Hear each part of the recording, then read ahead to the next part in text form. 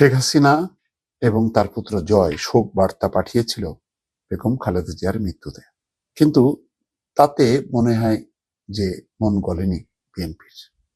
আজকে যে বিশাল জানাজা, সেই জানাজায় ঠিকই বিএনপির পক্ষ থেকে নজরুল ইসলাম খান সেই কষ্টটা সামনে এনেছেন যে খালেদা জিয়ার মৃত্যুর দায় থেকে ফ্যাসিবাদী হাসিনা কখনো মুক্তি পাবেন না। কালকে আসিফ নজরুলও কিন্তু একই কথা বলেছিল যে এই মৃত্যুর জন্য শেখ হাসিনার দায় আছে। আমার সম্ভবত বহুবার আমি বলেছি, মানে আজকে তো ভিডিও নতুন করছি না, বহুবার বলেছি যে এই কষ্টটা দেওয়া ঠিক হয়নি। ঠিক আছে, দণ্ডও বুঝলাম, কারাগারে রাখা হয়েছে তাও বুঝলাম, যখন নাকি চিকিৎসার জন্য আবেদন নিবেদন করছিল বারবার, তখন কনসিডার করা উচিত ছিল। উল্টা কি বলা হচ্ছিল যে প্রতিদিন তো শুনি মরে মরে, মরে তো না, বয়স তো কম হলো না। এই যে উক্তিগুলো লন্ডনের কর্মী সভায় দলীয় এখনো কানে বাজে। আজকে দেখেন যে তারেক রহমান কিছুই বলেনি, তিনি বলেছেন উল্টা যে যদি আমার মা ঋণ করে থাকে তাহলে জানাবেন, শোধ করে দেব। যদি কারোর মনে কষ্ট দিয়ে থাকেন ক্ষমা করে দেবেন। কিন্তু এটা তো তারেক রহমান, তিনি বলেছেন, কিন্তু দলের পক্ষ থেকে দল তো এটা কখনো মানবে না এবং এটা বলবেই। এবং দল কেন বলছে এটা সবাই, গণমাধ্যম থেকে শুরু করে স্বাধীন মুক্ত মানুষ সবাই জানে যে খালেদা জিয়াকে নিয়ে কি ধরনের নোংরামি করেছে। সুতরাং এই দায়টা সত্যি মুক্ত হবে না। হয়তো এইসব ঘটনা হয় কি চির ব্যবধান ঘটিয়ে দেয়। হ্যাঁ, মানে বিএনপির পক্ষ থেকেও কম ভুল হয়নি। 21শে আগস্টের হত্যাকাণ্ডের বিচারটা, তদন্তটা আরো ভালো হতে পারত।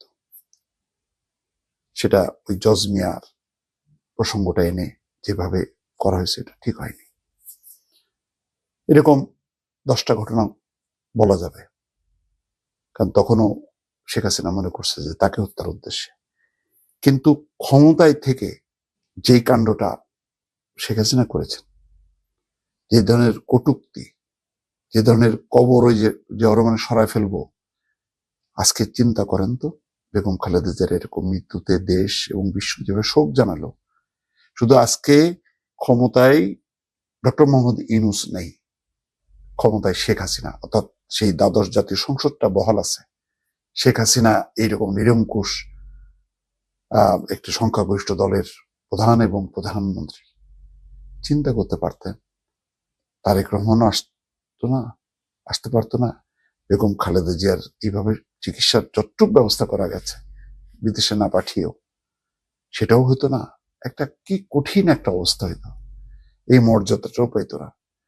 বিদেশি রাষ্ট্রগুলো ভয়ের চোটে বা কূটনৈতিক সম্পর্কের কথা চিন্তা করে হয়তো চুপচাপ থাকতো, মুখে কিছু বলতো না। দেশের মানুষ শোক জানাবে এইরকম, জিয়াউর রহমানের কবরের পাশে কবর হবে, জানাজা হবে, দাফন হবে না, হয়তো ফেনীতে, দিনাজপুরে বা বগুড়ায় পাঠা দিত লাশটা। তো এই কারণে আসলে আজকের এই জানাজায় এটা তো মানে বলা ঠিক না, কিন্তু বলতে হয়েছে, কারণ এটা তো ইতিহাস। এটা মানে বিএনপি ভুলবে কি করে?